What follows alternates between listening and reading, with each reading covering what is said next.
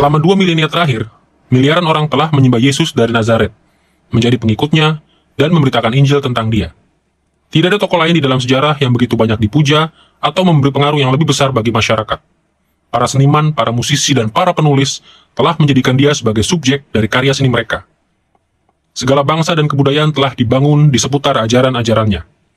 Di berbagai belahan dunia, bahkan kalender pun dihitung dari waktu kelahirannya. Tetapi meskipun Yesus sedemikian terkenal, ia tetap menjadi subjek dari penelitian yang intens. Para ahli dari berbagai bidang ilmu telah mengadakan penyelidikan terhadap dia. Kaum skeptik berusaha untuk mendiskreditkan dia. Dan para pengikutnya mempelajari dia dengan segala cara yang bisa mereka pikirkan. Dan faktanya adalah bahwa mempelajari Yesus itu penting untuk semua orang. Karena suatu hari nanti kita semua harus menjawab pertanyaan, siapakah Yesus Kristus? Bagi orang-orang Kristen, jawabannya seharusnya sudah diketahui dengan baik, karena kita telah mengucapkannya selama berabad-abad di dalam pengakuan iman rasuli.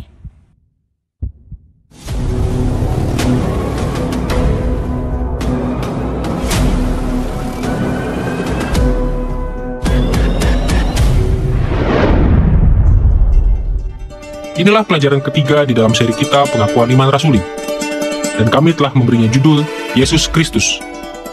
Dalam pelajaran ini, kita akan mengarahkan perhatian kita kepada butir-butir iman yang meneguhkan kepercayaan kita kepada Yesus Kristus, Sang Anak Allah, pribadi kedua, Tritunggal. Butir-butir ini berbunyi demikian. Aku percaya kepada Yesus Kristus, anaknya yang tunggal, Tuhan kita, yang dikandung daripada Roh Kudus, lahir dari anak darah Maria, yang menderita sengsara di bawah pemerintahan Pontius Pilatus, disalibkan, mati, dan dikuburkan, turun ke dalam kerajaan maut. Pada hari yang ketiga bangkit pula dari antara orang mati, naik ke surga, duduk di sebelah kanan Allah, Bapa yang Maha Kuasa. Dan dari sana ia akan datang untuk menghakimi orang yang hidup dan yang mati. Meskipun ada banyak cara untuk merangkumkan apa yang dikatakan oleh pengakuan iman ini mengenai Yesus, kita akan berfokus pada 3 tema yang telah menjadi titik fokus yang umum di sepanjang sejarah teologi. Pertama, kita akan membicarakan keilahian Yesus Kristus, dengan memperhatikan hal-hal seperti natur keilahiannya dan relasinya dengan pribadi-pribadi lainnya dalam Tritunggal. Kedua, kita akan mempelajari kemanusiaannya, dan membahas relasi antara natur ilahinya dengan natur manusianya. Dan ketiga, kita akan berbicara tentang karyanya, bukan hanya selama pelayanannya di dunia, tetapi juga setelah itu. Mari kita mulai dengan bagaimana keilahian Yesus Kristus dinyatakan dalam pengakuan iman rasuli. Ketika kita berbicara tentang keilahian Kristus, atau lebih tepatnya kealahan Kristus, fakta bahwa ia adalah sepenuhnya Allah, kita sedang berbicara tentang klaim sentral dari Perjanjian Baru mengenai siapa Kristus. Yang diajarkan kepada kita adalah bahwa Yesus adalah sepenuhnya Allah dan sepenuhnya manusia. Pada saat kita kurang menekankan salah satunya, kita tidak lagi memiliki Yesus. Satu-satunya cara untuk menjelaskan Yesus berkenaan dengan kealahannya adalah persis seperti cara Alkitab menjelaskannya. Kita diberitahu bahwa dia adalah anak Allah yang hidup. Ini adalah fakta yang paling fundamental yang dikhotbahkan oleh gereja mula-mula.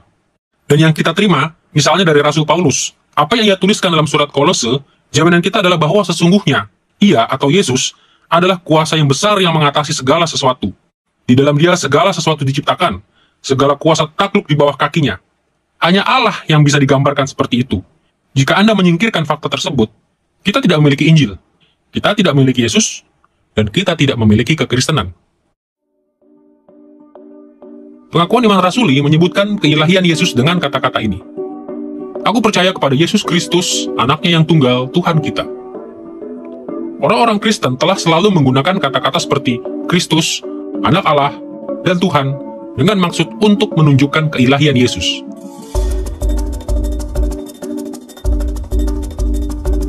Untuk tujuan kita hanya akan berfokus pada 2 istilah yang digunakan oleh pengakuan iman rasuli untuk menunjuk kepada keilahian Yesus.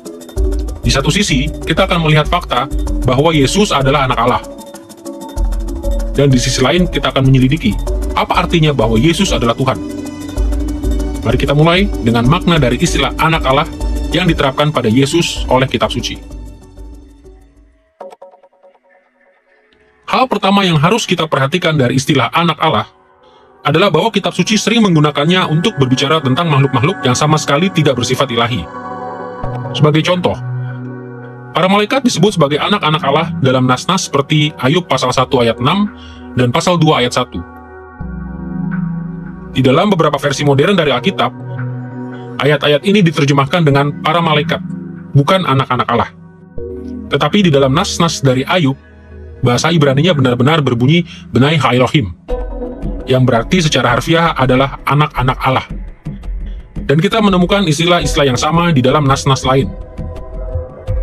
Bangsa Israel juga disebut anak Allah di dalam ayat-ayat seperti Keluaran pasal 4 ayat 22 dan Hosea pasal 11 ayat 1. Para raja manusia yang memerintah di Israel juga disebut sebagai anak-anak Allah dalam ayat-ayat seperti 2 Samuel pasal 7 ayat 14 dan Mazmur pasal 2 ayat 7. Adam, manusia yang pertama, disebut anak Allah dalam Lukas pasal 3 ayat 38. Dan seperti yang diketahui oleh semua orang Kristen, di dalam banyak nas kitab suci, orang-orang percaya yang setia kepada Allah disebut anak-anaknya. Kita melihatnya di dalam nas-nas seperti Matius pasal 5 ayat 9, ayat 45, Lukas pasal 20 ayat 36, dan Roma pasal 8 ayat 14, ayat 19. Seperti yang Paulus tuliskan dalam Galatia pasal 3 ayat 26. Sebab kamu semua adalah anak-anak Allah, karena iman di dalam Yesus Kristus. Tetapi jika gelar anak Allah tidak pada hakikatnya memiliki arti bahwa Yesus adalah ilahi, mengapa gereja begitu menekankan kepentingannya? Ketika kita melihat bagaimana Perjanjian Baru berbicara tentang Yesus, menjadi jelas bahwa dia adalah anak Allah secara unik. Sesungguhnya salah satu hal yang paling ditekankan yang kita temukan di dalam Perjanjian Baru adalah bahwa Yesus adalah anak Allah yang unik, bahwa ia berbagian di dalam esensi dari siapa Allah itu. Atau cara lain untuk menjelaskannya adalah bahwa Yesus adalah Allah itu sendiri dari Allah sendiri. Dan kita adalah anak-anak Allah karena relasi, karena adopsi, bukan secara esensi.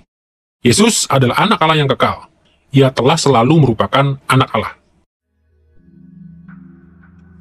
Keanakan Yesus yang unik terlihat jelas khususnya di dalam Injil Yohanes. Sebagai contoh dalam pasal 1 ayat 1 sampai 18.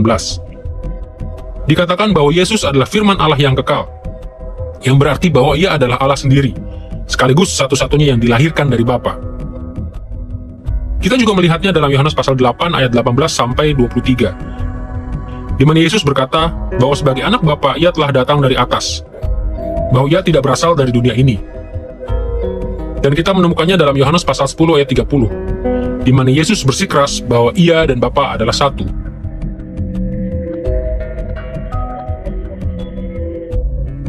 Tetapi mungkin pernyataan yang paling jelas dari Yohanes tentang hal ini ditemukan dalam Yohanes pasal 5 ayat 18. Dengarlah apa yang dituliskannya di sana. Yesus mengatakan bahwa Allah adalah Bapanya sendiri dan dengan demikian menyamakan dirinya dengan Allah. Nas ini menyatakan dengan jelas bahwa ketika Yesus berbicara tentang dirinya sebagai anak Allah, yang ia maksudkan adalah bahwa ia setara dengan Allah Bapa.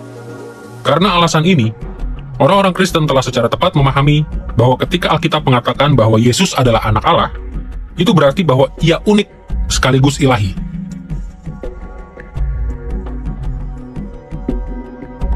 Keanakan Yesus yang bersifat ilahi juga disebutkan di dalam banyak nas Perjanjian Baru lainnya.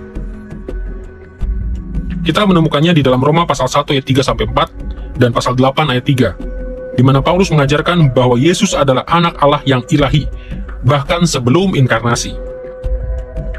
Kita melihat dalam Ibrani pasal 1 ayat 1-3, di mana kita diberitahu bahwa sebagai anak Allah, Yesus menciptakan alam semesta dan adalah representasi yang sempurna dari keberadaan Bapa. Di dalam nas ini, dan di dalam banyak nas lainnya, Yesus diidentifikasi sebagai anak Allah dengan cara yang istimewa yang menunjukkan naturnya yang kekal dan ilahi. Penekanan bahwa Yesus sebagai anak Allah yang ilahi dan kekal ini dicerminkan dalam doktrin Tritunggal, yang menyatakan bahwa Allah memiliki 3 pribadi tetapi hanya satu esensi. Perjanjian Baru mengajarkan bahwa Yesus adalah Allah anak, salah satu dari 3 pribadi Tritunggal.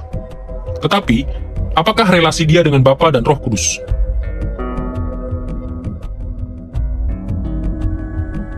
Seperti yang telah kita diskusikan dalam pelajaran-pelajaran sebelumnya, perspektif ontologis terhadap Tritunggal berfokus pada keberadaan dan eksistensi Allah. Sebagai anak Allah, Kristus setara dalam kuasa dan kemuliaan dengan Bapa dan Roh Kudus. Ketiga pribadi Allah, termasuk anak, bersifat tidak terbatas, kekal, dan tidak berubah. Masing-masing memiliki atribut ilahi esensial yang sama, seperti hikmat, kuasa, kekudusan, keadilan, kebaikan, dan kebenaran. Secara kontras, perspektif ekonomis terhadap Tritunggal menjelaskan bagaimana pribadi-pribadi Allah itu saling berinteraksi.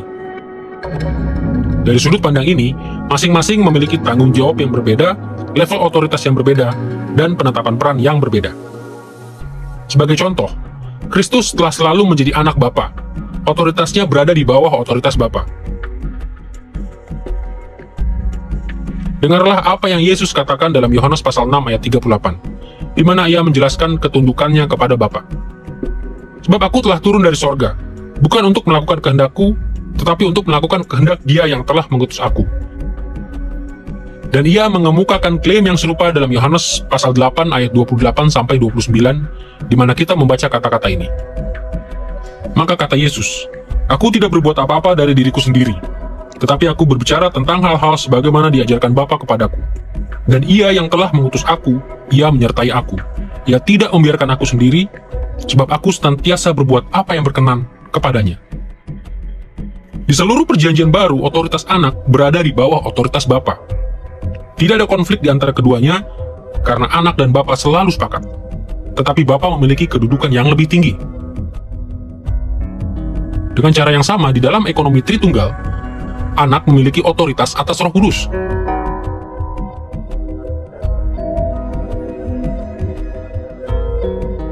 Sebagai contoh, dengarlah kata-kata Yesus dalam Yohanes pasal 15 ayat 26. "Jikalau penghibur yang akan kuutus dari Bapa datang, Ia akan bersaksi tentang aku." Dalam nas-nas lainnya seperti Roma pasal 8 ayat 9 dan 1 Petrus pasal 1 ayat 11, Roh Kudus sesungguhnya disebut Roh Kristus. Sekali lagi menunjukkan bahwa roh itu diutus oleh Kristus. Relasi-relasi ini dirangkumkan di dalam identifikasi anak sebagai pribadi kedua Tritunggal. Ia adalah pribadi kedua dari Tritunggal ontologis, karena ia dilahirkan oleh pribadi yang pertama, yaitu Bapa. Dan ia menghembuskan pribadi ketiga, yaitu Roh Kudus. Dan ia adalah pribadi kedua dari Tritunggal ekonomis, karena ia menduduki tempat kedua. Ia ada di bawah Bapa, tetapi ia memiliki otoritas atas Roh Kudus. Di dalam gereja mula-mula, pengakuan bahwa Yesus Kristus sepenuhnya ilahi merupakan aspek yang sangat penting dari iman Kristen. Mereka yang mengakui pengakuan iman rasuli pada saat dibaptis tidak dituntut untuk mengakui semua konsep teologi yang lebih mendetail yang berhubungan dengan cara kerja internal dari Tritunggal. Tetapi mereka diharapkan untuk memproklamasikan keilahian Kristus tanpa ragu. Bahkan sekarang ini pun pengakuan bahwa Yesus itu sungguh-sungguh dan sepenuhnya Allah merupakan keunikan dari kekristenan Alkitabiah.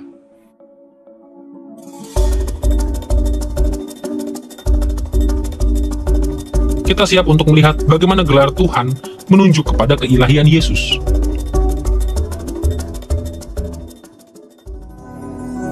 Ketika Perjanjian Baru menyebut Yesus sebagai Tuhan, maka sebutan itu merupakan terjemahan dari kata Yunani kurios.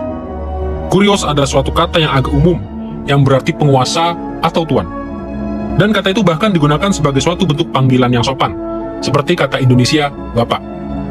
Dengan demikian, kurios sering dipakai untuk manusia biasa, seperti dalam Matius pasal 10 ayat 24, Lukas pasal 12 ayat 36 sampai 47, Efesus pasal 6 ayat 5 sampai 9, dan di banyak bagian lain.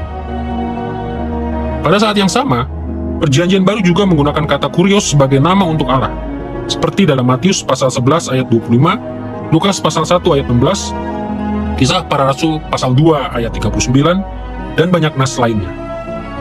Dengan cakupan makna yang seperti ini, mengapa kita harus menganggap bahwa penggunaan kata kurios dalam Perjanjian Baru menyeratkan bahwa Yesus itu ilahi? Mengapa kita tidak boleh berpikir bahwa sebutan itu hanya merujuk kepada otoritas atau kehormatannya di dunia? Kunci untuk penggunaan secara Kristen dari kata kurios adalah Perjanjian Lama. Kitab-kitab suci Perjanjian Lama ditulis dalam bahasa Ibrani. Namun 2 abad sebelum Kristus dilahirkan, teks Ibrani itu diterjemahkan ke dalam bahasa Yunani. Terjemahan itu disebut Septuaginta. Ketika para ahli Yahudi menerjemahkan Perjanjian Lama ke dalam bahasa Yunani, mereka menggunakan istilah Yunani kurios sebanyak 6.700 kali untuk menerjemahkan nama sakral yang digunakan Allah untuk mewahyukan dirinya kepada umatnya, yaitu Yahweh. Latar belakang ini mutlak krusial untuk memahami pengakuan Perjanjian Baru akan Yesus sebagai kurios. Meskipun istilah kurios itu pada hakikatnya tidak harus menyiratkan bahwa Yesus itu ilahi, penggunaan istilah ini dalam latar belakang Perjanjian Lamanya dengan jelas menyiratkan keilahian Yesus di dalam sejumlah teks.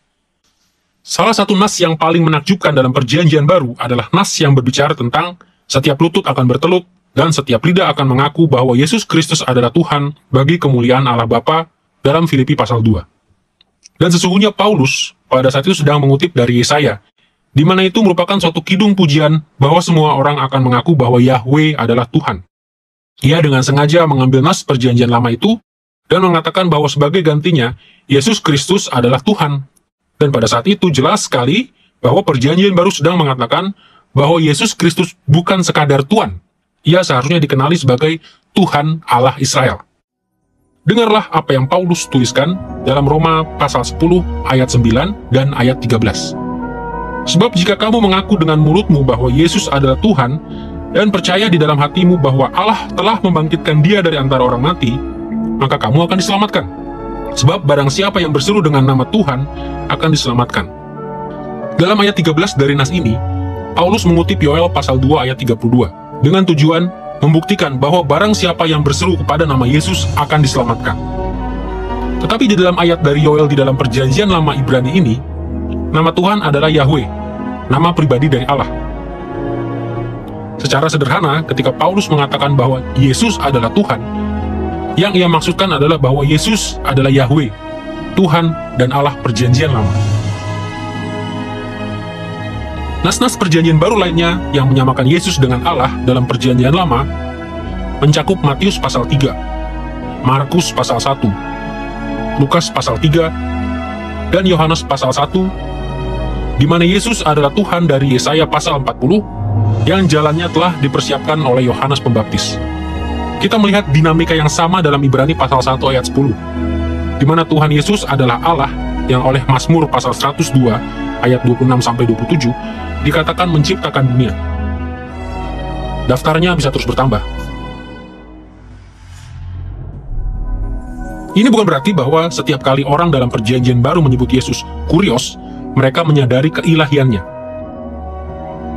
Kadang-kadang mereka hanya ingin menunjukkan penghormatan manusia kepadanya.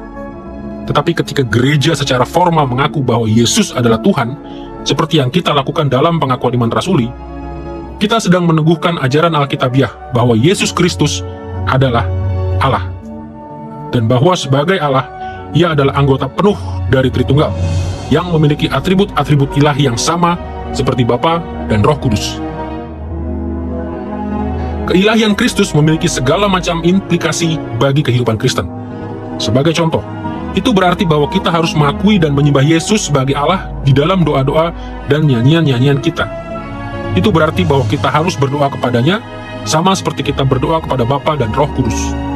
Dan itu berarti kita bisa mendapatkan penghiburan yang besar di dalam jaminan akan keselamatan kita, karena kita mengetahui bahwa Allah sendiri telah menebus kita dari dosa. Hal-hal ini dan banyak pertimbangan praktis lainnya di dalam kehidupan Kristen didasarkan pada kepercayaan bahwa Yesus adalah ilahi. Dengan pengertian ini tentang keilahian Yesus, kita siap untuk mengarahkan perhatian kita kepada bagaimana kemanusiaannya dijelaskan dalam pengakuan iman rasuli. Selama 2 abad terakhir, banyak teolog telah dengan mudah menerima bahwa Yesus adalah manusia. Tetapi mereka telah mempertanyakan keilahiannya. Tetapi pada abad-abad permulaan gereja, setidaknya sama umumnya bagi orang untuk mempertanyakan kemanusiaan Yesus. Filsafat-filsafat yang berpengaruh pada zaman itu membuat orang relatif mudah untuk menerima bahwa Allah bisa menyamar sebagai manusia. Tetapi sangat sulit bagi mereka untuk menerima gagasan bahwa Allah bisa benar-benar menjadi manusia. Manusia adalah makhluk-makhluk jasmaniah dan emosional. Menurut hemat mereka, Allah tidak akan mengkompromikan kemuliaan dan martabatnya sendiri dengan mengambil natur manusia yang rendah dan diciptakan. Sayangnya, banyak orang Kristen modern juga mengalami kesulitan untuk mempercayai bahwa Allah Anak bisa datang ke bumi dan mengambil rupa kemanusiaan yang penuh, dengan segala kelemahan, keterbatasan, dan kerapuhannya. Untuk mendemonstrasikan bahwa Yesus adalah manusia sepenuhnya, kita akan membicarakan 3 fitur yang luas dari kemanusiaannya. Pertama, kita akan membicarakan pengalaman-pengalaman manusiawinya. Kedua, kita akan mendiskusikan jabatan manusiawinya. Dan ketiga, kita akan membahas sedikit tentang natur manusianya dan hubungannya dengan natur ilahinya. Mari kita mulai dengan melihat pengalaman-pengalaman manusiawinya yang didaftarkan di dalam pengakuan iman rasuli.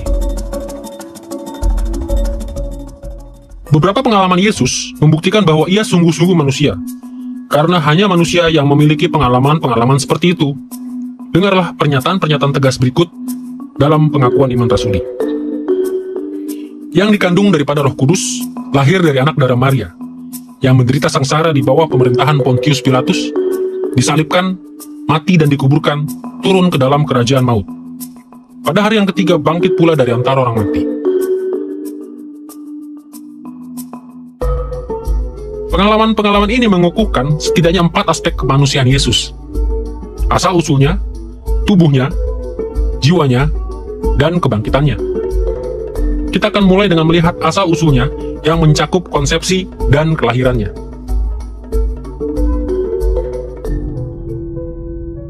Pengakuan iman rasuli berbicara tentang asal-usul Yesus dengan kata-kata ini. Yang dikandung daripada Roh Kudus, lahir dari anak darah Maria. Harus diakui, ada beberapa detail yang sangat tidak biasa sehubungan dengan konsepsi dan kelahiran Yesus. Pertama-tama, ia dikandung daripada Roh Kudus dan bukan oleh seorang ayah manusia. Ia juga dikandung dengan cara yang tidak menodai keperawanan ibunya. Nanti kita akan membicarakan detail-detail ini secara lebih panjang di dalam pelajaran ini. Namun untuk saat ini, kita akan berfokus pada konsep-konsep dasar mengenai konsepsi dan kelahiran yang secara esensial merupakan pengalaman manusiawi. Ketika pengakuan iman rasuli mengatakan bahwa Yesus dikandung, yang dimaksudkan adalah bahwa Yesus memulai kehidupannya sebagai manusia dengan cara yang sama seperti semua manusia setelah Adam dan Hawa, sebagai seorang bayi mungil di dalam rahim ibunya. Nas-nas seperti Matius pasal 1 ayat 18, Lukas pasal 2 ayat 5-6, Galatia pasal 4 ayat 4, dan Ibrani pasal 10 ayat 5, mengindikasikan bahwa Allah membentuk Yesus di dalam rahim Maria dengan cara yang sama seperti ia membentuk setiap bayi manusia. Lukas pasal 1 ayat 34-37 mencatat percakapan di bawah ini antara Maria dengan malaikat Gabriel mengenai kehamilan Maria. Kata Maria kepada malaikat itu, "Bagaimana hal itu mungkin terjadi karena aku belum bersuami?" Jawab malaikat itu kepadanya, "Roh Kudus akan turun atasmu, dan kuasa Allah yang maha tinggi akan menaungi engkau. Sebab bagi Allah tidak ada yang mustahil." Maria sendiri menyadari bahwa akan dibutuhkan sebuah mujizat untuk mengandung seorang anak dengan cara ini. Dan persis sebuah mujizat yang didapatkannya. Yang dilakukan oleh konsepsi Yesus yang ajaib adalah memastikan bahwa ia ilahi sepenuhnya, sekaligus manusia sepenuhnya. Tetapi hal itu tidak membuat dia kurang dari manusia sepenuhnya. Memang benar bahwa konsepsi itu adalah sebuah mujizat. Mungkin salah satu mujizat terbesar yang pernah dikenal di dalam sejarah keselamatan. Namun setelah konsepsi Yesus, masa kehamilan ibunya dan perkembangannya di dalam rahim sama seperti semua manusia lainnya. Kelahirannya melalui jalan lahir, proses kelahiran manusia secara normal. Ketergantungannya kepada ibunya untuk diasuh dan diberi makan, dan segala sesuatu mulai dari hidung yang ingusan sampai kepada penggantian popok, merupakan pengalaman manusia yang umum dan normal. Ia lebih dari sekedar manusia, tetapi ia tidak kurang dari manusia sepenuhnya. Kadang-kadang ada sanggahan bahwa tidak mungkin Yesus itu sungguh-sungguh manusia, karena ia tidak memiliki seorang ayah manusia. Tetapi dalam hal ini, manusia-manusia yang pertama juga tidak memiliki ayah dan ibu. Seperti yang dikatakan kepada kita oleh Kejadian 2. Adam dibentuk dari debu tanah, dan Hawa diciptakan dari tulang rusuk Adam. Tak satu pun dari mereka memiliki orang tua. Tak satu pun dari mereka dilahirkan dari seorang wanita. Tetapi mereka adalah manusia sepenuhnya, dan mereka benar-benar manusia. Dengan cara yang sama, Yesus juga adalah manusia sepenuhnya, meskipun konsepsinya jauh dari biasa. Dan dari semua yang kita ketahui dari kitab suci, pertumbuhan Yesus di dalam rahim Maria juga merupakan suatu peristiwa yang benar-benar natural, yang mencapai kulminasi di dalam kelahirannya. Ia tidak muncul secara gaib atau turun dari sorga pada saat ia dilahirkan. Sebaliknya, Matius pasal 1 dan Lukas pasal 2 menunjukkan bahwa kehamilan Maria pada awalnya tidak terdeteksi, tetapi kemudian menjadi jelas. Hal itu bahkan membuat Yusuf, tunangannya, mempertanyakan kesetiaannya, sampai Allah memberitahukan kepadanya kebenarannya di dalam sebuah mimpi. Dan hasil akhirnya adalah bahwa Yesus dilahirkan sebagai seorang bayi manusia yang sesungguhnya. Yesus adalah manusia sepenuhnya dan seutuhnya. Konsepsi yang ajaib dari Kristus sama sekali tidak mengurangi kemanusiaannya yang sejati. Di dalam konsepsi yang ajaib itu, Yesus sesungguhnya menunjukkan kepada kita kemanusiaan yang sesuai dengan apa yang direncanakan. Karena kita melihat di dalam Kristus bahwa kita mampu menjadi manusia sepenuhnya tanpa berdosa, yang akan menjadi keadaan kita nanti di dalam surga. Setelah mempelajari asal-usul Yesus, kita siap untuk membahas bagaimana tubuhnya meneguhkan kemanusiaannya yang sepenuhnya. Di sini kita mengingat klaim dari pengakuan iman rasuli bahwa Yesus menderita sengsara di bawah pemerintahan Pontius Pilatus, disalibkan, mati, dan dikuburkan. Dalam kata-kata ini, pengakuan iman menyebut pengalaman-pengalaman tertentu sebagai pengalaman Yesus. Pengalaman-pengalaman yang hanya dimungkinkan jika ia benar-benar adalah seorang manusia jasmani. Menurut catatan-catatan tentang penangkapan dan penyaliban Yesus di dalam Matius pasal 27, Markus pasal 15, Lukas pasal 23, dan Yohanes pasal 18 dan 19, Yesus menderita di bawah pemerintahan Pontius Pilatus dengan berbagai cara. Ia dicambuk, dipaksa mengenakan mahkota duri, diludahi, diolok-olok, berulang kali dipukul kepalanya dengan tongkat, dan dipaksa untuk memikul salibnya sendiri dalam sebagian perjalanan menuju ke tempat eksekusi. Penderitaan, penyaliban, kematian, dan penguburan Yesus mendemonstrasikan bahwa ia adalah manusia yang real, yang memiliki tubuh jasmani manusia. Seorang yang bisa dipukuli, seorang yang bisa mengeluarkan darah, seorang yang bisa dianiaya oleh para tentara, seorang yang bisa terjatuh karena kelelahan, seorang yang bisa dibunuh, dan seorang yang bisa dikuburkan dalam sebuah kuburan ketika jiwanya telah meninggalkannya. Dan memiliki tubuh manusia yang real sangatlah penting, karena keadilan Allah menuntut agar seorang manusia sejati menanggung penghakiman ilahi secara fisik untuk mengadakan pendamaian bagi dosa-dosa umat manusia.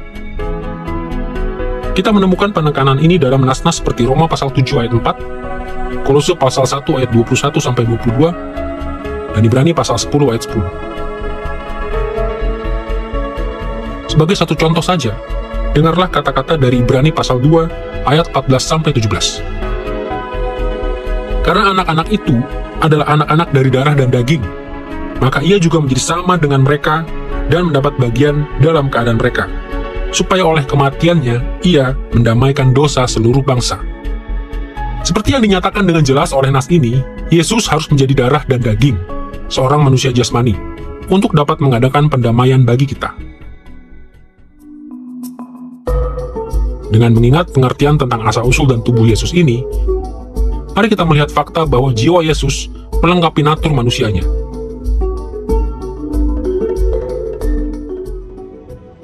Kitab suci biasa mengatakan bahwa manusia terdiri dari tubuh yang fana, yang menjadi tempat berdiamnya jiwa yang kekal. Kitab suci membicarakan jiwa kita dengan banyak istilah yang berbeda, tetapi istilah-istilah yang paling umum digunakan adalah jiwa dan roh.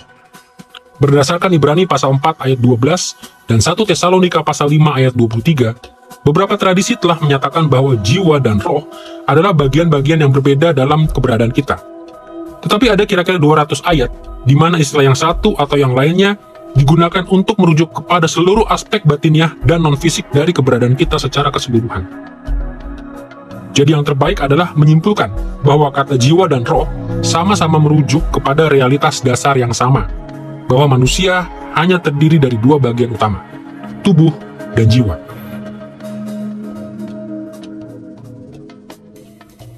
Dalam Lukas pasal 23 ayat 46, Yesus berbicara tentang jiwa atau rohnya sendiri saat ia sedang menjelang ajal.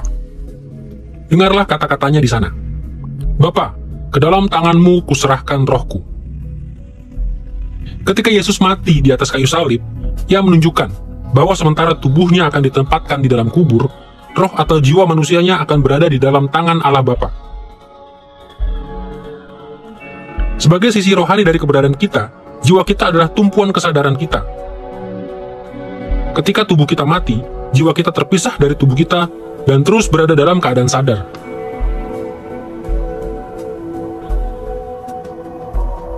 Dan pengakuan iman rasuli menjelaskan bahwa hal yang sama terjadi pada Yesus ketika ia mati. Secara spesifik, pengakuan iman itu mengatakan, ia turun ke dalam kerajaan maut. Di sini pengakuan iman itu menyatakan bahwa ketika Yesus mati, jiwanya yang sadar dan rasional itu terpisah dari tubuhnya. Dan sementara tubuhnya tetap berada di dalam kubur, jiwanya turun ke dalam kerajaan maut. Nanti di dalam pelajaran ini kita akan menyelidiki makna dari baris ini dengan lebih mendalam. Tetapi untuk sekarang, kita hanya ingin mengemukakan bahwa dengan menyebut turunnya Yesus ke dalam kerajaan maut, pengakuan iman rasuli mengakui bahwa Yesus memiliki jiwa manusia yang real. Akhirnya selain mengakui kemanusiaan Yesus melalui rujukan-rujukan tentang asal-usulnya, tubuhnya, dan jiwanya, pengakuan iman rasuli juga berbicara tentang kebangkitan Yesus, yang di dalamnya jiwanya dipersatukan kembali dengan tubuhnya. Kebangkitan membuktikan bahwa Yesus adalah seorang manusia sejati. Karena kebangkitan meneguhkan kembali bahwa eksistensi kemanusiaannya yang sepenuhnya dan sudah dimuliakan itu mencakup bersatunya kembali tubuh manusianya yang real dengan jiwa manusianya yang real. Kebangkitan tubuhnya terjadi ketika jiwa manusianya dibawa ke dalam tubuh manusianya yang sudah disempurnakan. Ya, tubuh kebangkitannya berbeda dalam aspek tertentu, karena tubuh itu sudah dimuliakan dan tidak lagi bersifat fana. Tapi ini tidak menjadikan tubuh itu kurang bersifat jasmani atau kurang manusiawi. Sebaliknya, seperti yang kita lihat di sepanjang 1 Korintus pasal 15, tubuh Yesus yang sudah bangkit adalah buah sulung dari kebangkitan tubuh semua orang percaya. Dengan demikian, hal itu menunjukkan kepada kita seperti apakah nanti tubuh manusiawi kita sendiri di masa depan. Perhatikan apa yang Paulus tuliskan dalam 1 Korintus pasal 15 ayat 20-23. Tetapi yang benar ialah bahwa Kristus telah dibangkitkan dari antara orang mati, sebagai yang sulung dari orang-orang yang telah meninggal. Sebab sama seperti maut datang karena satu orang manusia, demikian juga kebangkitan orang mati datang karena satu orang manusia. Tetapi tiap-tiap orang menurut urutannya, Kristus sebagai buah sulung. Sesudah itu mereka yang menjadi miliknya pada waktu kedatangannya. Sama seperti Adam adalah manusia pertama yang diciptakan, Yesus adalah manusia pertama yang dibangkitkan dengan tubuh kemuliaan. Orang-orang lainnya sebelum dia telah dihidupkan kembali. Sebagian dari mereka dibangkitkan oleh Yesus sendiri. Dan Henokh serta Elia bahkan telah diangkat secara fisik ke dalam surga tanpa mengalami kematian. Tetapi tak satu pun dari orang-orang ini yang telah menerima tubuh kemuliaan yang kekal. Tetapi meskipun tubuh Yesus kini sudah dimuliakan, tubuh tersebut masih merupakan tubuh manusia sepenuhnya. Sama seperti kita akan tetap merupakan manusia sepenuhnya setelah Allah memperbaharui tubuh kita ini pada kebangkitan akbar dari orang-orang mati. Dulu ia adalah seorang bayi yang masih sangat kecil. Ia bergantung mutlak pada ibunya dalam masa kecilnya. Ia bertumbuh. Lukas memberitahu kita bahwa ia bertumbuh dalam hikmat dan bertambah besar dan makin dikasihi oleh Allah dan manusia. Kita diberitahu bahwa ia mengalami kelaparan yang sama seperti yang kita alami, kehausan yang sama seperti yang kita alami, dan di atas kayu salib Kalvari, ia mengalami kematian, seperti seorang manusia mengalami kematian. Tetapi ada yang jauh melebihi hal itu. Ia bukan hanya sepenuhnya manusia, ia juga sepenuhnya Allah. Tetapi realitasnya adalah bahwa Yesus bukan hanya kemanusiaan yang otentik, ia adalah kemanusiaan yang disempurnakan. Kini setelah kita melihat kemanusiaan Yesus dalam kaitannya dengan pengalaman-pengalamannya, mari kita mengalihkan perhatian kita kepada jabatan manusianya yang disebutkan dalam pengakuan iman rasuli, yaitu jabatan Kristus. Jabatan Yesus disebutkan dengan kata-kata ini di dalam pengakuan iman rasuli. Aku percaya kepada Yesus Kristus. Dalam kekristenan modern, banyak orang percaya tidak menyadari bahwa kata Kristus sesungguhnya merupakan gelar dari jabatan Yesus, bukan bagian dari nama pribadinya. Dalam pengertian ini, kata Kristus sangat mirip dengan kata-kata seperti raja atau hakim. Kita akan membicarakan jabatan manusia dari Kristus dalam dua bagian. Pertama, kita akan menyelidiki latar belakang perjanjian lama untuk jabatan yang dikenal sebagai Kristus. Dan kedua, kita akan menjelaskan bagaimana penggenapan jabatan ini di dalam Yesus menunjuk kepada kemanusiaan Tuhan kita. Mari kita mulai dengan latar belakang perjanjian lama untuk jabatan yang dikenal sebagai Kristus. Kata bahasa Indonesia Kristus adalah terjemahan dari kata Yunani Christos, yang sebaliknya merupakan terjemahan dari kata Ibrani perjanjian lama Masiah atau Mesias, yang berarti yang diurapi. Pada zaman perjanjian lama, istilah yang diurapi merupakan istilah yang luas, yang bisa diterapkan kepada siapa saja yang ditunjuk oleh Tuhan untuk melayani Dia dengan suatu kapasitas khusus. Sebagai contoh, 1 Tawari pasal 16 ayat 22 menyebut para nabi sebagai orang-orang yang diurapi. Imamat pasal 4 ayat 3, 5, dan 16 berbicara tentang para imam yang diurapi. Dan dalam 1 Samuel pasal 26 ayat 9, 11, dan 16, Daud menyebut Saul sebagai yang diurapi Tuhan karena ia adalah Raja Israel. Dengarlah bagaimana Imamat pasal 21 ayat 10-12 menjelaskan tentang pengurapan imam besar. Imam besar, yaitu dia yang diantara saudara-saudaranya yang telah menerima minyak urapan yang telah dituangkan ke atas kepalanya dan yang telah ditahbiskan untuk mengenakan pakaian-pakaian keimaman, telah dikhususkan dengan minyak urapan Allahnya.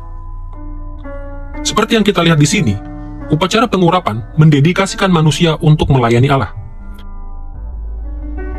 Salah satu penggunaan terpenting dari istilah yang diurapi dalam perjanjian lama berlaku untuk para keturunan Daud yang melayani sebagai raja atas Israel dan Yehuda. Kita melihatnya dalam nas-nas seperti Mazmur pasal 89 ayat 39 dan 52, Mazmur pasal 132 ayat 10 dan 17, juga 2 Tawari pasal 6 ayat 42. Pada masa kehidupan Daud, Allah mengadakan perjanjian dengan Daud. Allah berjanji untuk menegakkan suatu kerajaan yang tidak berkesudahan di atas bumi, di bawah kepemimpinan raja yang merupakan salah satu keturunan Daud. Mazmur pasal 89 ayat 4-5 merangkumkan perjanjian Tuhan dengan Daud demikian. Telah kuikat perjanjian dengan orang pilihanku. Aku telah bersumpah kepada Daud hambaku.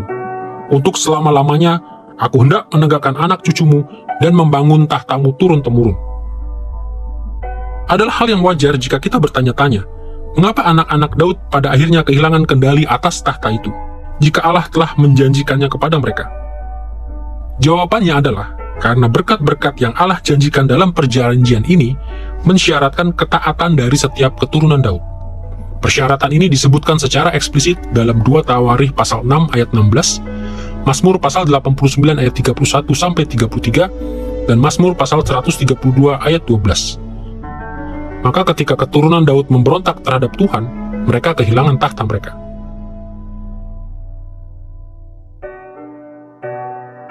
Sebagai contoh, pada tahun 922 sebelum Masehi, pada zaman cucu Daud, Rehabeam, 10 suku dikoyakkan dari dinasti Daud, dan diberikan kepada Yerobeam. Kita membaca tentang peristiwa ini dalam 1 Raja-Raja pasal 11-12. Suku-suku yang mengikuti Yerobeam selanjutnya dikenal sebagai kerajaan Israel, dan sisa suku yang mengikuti Rehabeam selanjutnya dikenal sebagai kerajaan Yehuda. Belakangan, pada tahun 587 sebelum Masehi, bahkan kerajaan Yehuda pun dikoyakkan dari keluarga Daud, ketika keturunannya Yehonia diturunkan dari tahta dan kerajaannya sepenuhnya jatuh ke tangan bangsa Babel.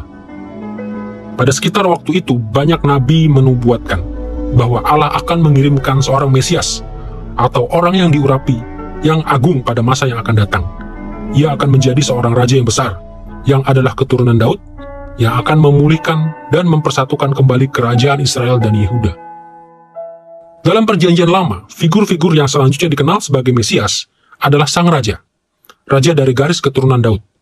Daud diberikan perjanjian oleh Allah, dan di dalam perjanjian itu Allah menjanjikan bahwa suatu hari nanti Allah akan membangkitkan seorang raja yang akan memiliki relasi anak Allah yang khusus dan unik.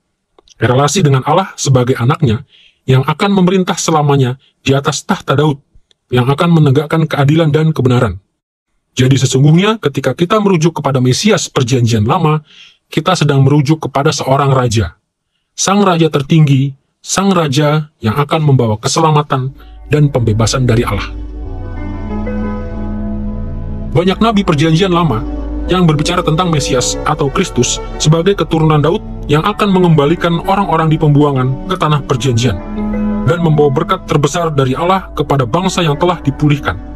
Sebagai contoh, kita menemukan tipe-tipe nubuat ini dalam Yeremia pasal 23 ayat 5-8, pasal 30 ayat 8-9, dan pasal 33 ayat 14-17. Kita melihatnya dalam Yehezkiel pasal 34 ayat 20-31, dan pasal 37 ayat 21-28. Dan kita juga membacanya dalam Zakaria pasal 12 sampai pasal 13. Sebagai satu contoh, simaklah Yeremia pasal 23 ayat 5 sampai 6 berikut.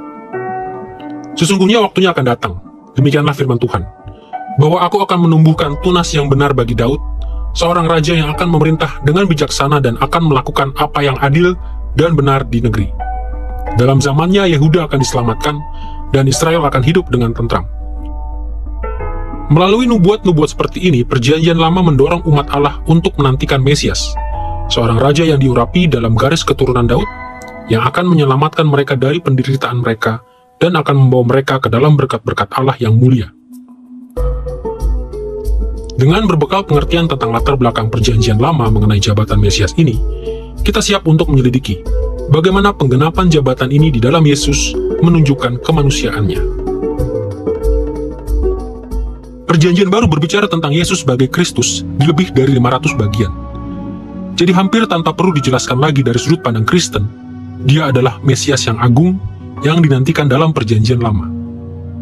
Tetapi untuk menghilangkan semua keraguan, ada dua nas di dalam Injil Yohanes di mana Yesus disebut Mesias, dan di mana Yohanes menjelaskan bahwa Mesias memiliki arti yang sama dengan Kristus. Nas-nas ini adalah Yohanes pasal 1 ayat 41 dan Yohanes pasal 4 ayat 25-26. Mari kita melihat salah satu nas saja untuk membuktikan pandangan ini. Simaklah kata-kata ini dari percakapan Yesus dengan wanita di tepi sumur dalam Yohanes pasal 4 ayat 25-26. Jawab perempuan itu kepadanya, "Aku tahu bahwa Mesias akan datang, yang disebut juga Kristus. Apabila ia datang, ia akan menjelaskan segala sesuatu kepada kami." Kata Yesus kepadanya, "Akulah dia, yang sedang berkata-kata dengan kau." Di sini Yesus secara eksplisit mengakui dirinya adalah Mesias yang dinubuatkan di dalam perjanjian lama. Dan Yohanes menjelaskan bahwa kata yang umum untuk Mesias dalam bahasa Yunani adalah Kristos, yang di sini diterjemahkan menjadi Kristus. Dari sini kita tahu bahwa setiap kali kita melihat Yesus disebut sebagai Kristos, kita harus melihat dia sebagai Mesias yang dinubuatkan oleh perjanjian lama. Tetapi bagaimanakah peran Yesus sebagai Mesias atau Kristus membuktikan bahwa ia adalah sungguh-sungguh manusia? Mengapa Allah tidak bisa begitu saja datang ke bumi dalam kemuliaan ilahinya dan menyelamatkan umatnya? Atau mengapa ia tidak bisa mengutus seorang malaikat untuk memimpin bangsa yang diperkenannya? Menurut nubuat-nubuat perjanjian lama, Sang Mesias haruslah manusia, karena ia haruslah anak Daud. Seperti yang telah kita lihat, Allah telah mengadakan perjanjian dengan Daud, dan menyebutkan secara spesifik, bahwa salah satu keturunannya akan memerintah Israel selamanya. Dan tentu saja semua keturunan Daud adalah manusia. God forms relationships with sinners through. Allah akan menjalin hubungan dengan orang-orang berdosa melalui perjanjian atau covenant. Ia sama sekali tidak berkewajiban untuk melakukannya. Dialah yang berinisiatif. Allah di dalam kedaulatannya memilih untuk melibatkan dirinya dalam perjanjian dengan kita, dengan perantaraan anaknya sendiri. Begitu Allah melibatkan dirinya dalam sebuah perjanjian, tentunya ia lalu berkewajiban untuk memenuhi syarat-syarat perjanjian itu, baik syarat-syarat yang mendatangkan berkat atau kutuk. Ia tidak memiliki kebebasan untuk memutuskan perjanjian tersebut. Meskipun kedengarannya mengejutkan, Allah benar-benar mewajibkan dirinya untuk bertindak menurut ketetapannya. Setiap kali ia mengadakan perjanjian, ia terikat untuk memenuhi syarat-syaratnya. Ia memilih untuk mewajibkan dirinya dengan cara ini sebagai sarana untuk menggenapi kehendak kekalnya bagi umat perjanjiannya. Tetapi, meskipun perjanjian itu mengikat dirinya, perjanjian itu tetap merupakan ekspresi dari kehendak bebasnya. Dalam kasus perjanjian dengan Daud, Allah mewajibkan dirinya untuk mengutus seorang Mesias manusia untuk menyelamatkan umatnya. Dan Mesias itu adalah Yesus. Alasan kedua adalah bahwa hanya anak Daud yang adalah manusia yang bisa menjadi korban pendamaian untuk umatnya. Seperti yang telah kita lihat, Ibrani pasal 2 ayat 14-17 menunjukkan bahwa Sang Mesias haruslah manusia. Dan selain ini, Yesaya pasal 53 menambahkan persyaratan bahwa pendamaian itu harus dilakukan oleh anak Daud yang adalah manusia. Alasan ketiga, mengapa Mesias haruslah manusia, adalah karena ia harus menjadi Adam kedua. Artinya ia harus berhasil di mana Adam telah gagal. Ketika Allah menciptakan umat manusia, ia menjadikan Adam sebagai kepala dari seluruh umat manusia. Dan ia menunjuk umat manusia untuk mengubah dunia menjadi kerajaan Allah. Tetapi Adam berbuat dosa sehingga menceburkan umat manusia ke dalam dosa, dan menjadikan kita tidak mampu untuk melaksanakan tugas yang dipercayakan kepada kita. Kejadian pasal 1-3 mencatat kisah ini, dan Roma pasal 5 ayat 12-19 menjelaskan signifikansinya yang dalam. Selanjutnya, kitab-kitab sejarah dalam Perjanjian Lama mencatat bagaimana umat manusia yang telah jatuh dalam dosa terus-menerus berusaha dan gagal untuk membangun kerajaan Allah selama berabad-abad. Tetapi tuntutan-tuntutan yang diberikan oleh Bapa tetap tidak berubah. Umat manusia tetap bertanggung jawab untuk membangun kerajaan Allah. Jadi pada akhirnya, Bapa mengutus anaknya sendiri untuk membereskan masalah itu. Sang anak datang untuk membangun kerajaan itu bagi kita. Tetapi untuk dapat membangunnya bagi kita, untuk dapat menggantikan posisi kita, ia sendiri harus menjadi manusia. Melalui kehidupannya yang benar, kematiannya yang mendamaikan, kebangkitannya yang memberi kuasa, dan penobatan surgawinya, Yesus berhasil di mana Adam dan kita semua telah gagal. Ia menjadi Adam kedua dari umat manusia. Dan ketika kita dipersatukan dengan Yesus melalui iman, keberhasilannya menjadi keberhasilan kita. Dan kuasanya menjadi kuasa yang memampukan kita. Kita dikembalikan kepada peran yang bermartabat dan penting untuk membangun kerajaan Allah.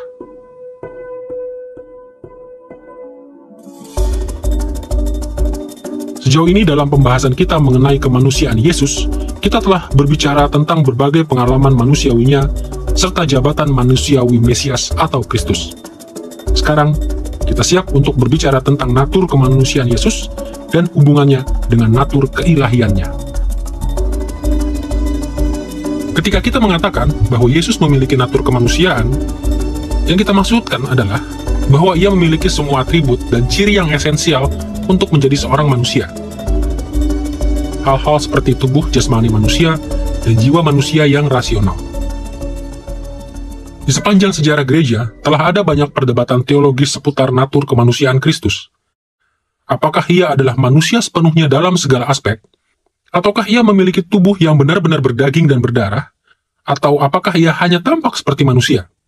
Apakah ia memiliki jiwa manusia yang real? Atau apakah pribadi ilahinya mendiami tubuh yang kosong? Pertanyaan-pertanyaan seperti ini mungkin tampaknya agak teknis dan misterius, tapi mungkin bahkan tidak penting. Tetapi kadang-kadang, argumen tentang natur kemanusiaan Kristus telah menjadi ancaman yang memecah belah gereja. Argumen-argumen itu telah menjadi topik dari banyak konsili teologis dan menjadi batu sandungan bagi banyak sekali sekte yang sesat. Bahkan saat ini pengertian-pengertian yang salah tentang kemanusiaan Kristus bisa melemahkan Injil. Jadi, penting bagi setiap orang Kristen untuk memahami setidak-tidaknya aspek-aspek dasar dari natur kemanusiaan Kristus. Teologi Kristen yang setia telah secara konsisten menyatakan bahwa Yesus adalah manusia sepenuhnya dalam segala aspek. Ia memiliki tubuh dan jiwa. Ia bisa sakit, terluka, dan mati. Ia memiliki keterbatasan-keterbatasan fisik yang normal, dan seterusnya. Tetapi ketika kita berbicara tentang Yesus seperti ini, gambarannya segera menjadi rumit. Karena Yesus berbeda dengan manusia-manusia yang lain dalam beberapa hal yang penting. Salah satunya, Yesus adalah seorang manusia yang sempurna, sedangkan kita semua bercacat. Dan ini menimbulkan beberapa perbedaan yang signifikan di antara kita. Sebagai contoh, setiap manusia lain telah berdosa. Kita melihat tema ini dalam 1 Raja-Raja pasal 8 ayat 46 Mazmur pasal 130 ayat 3, Mazmur 143 ayat 2, Roma pasal 5 ayat 12, Galatia pasal 3 ayat 22, dan banyak nas lainnya.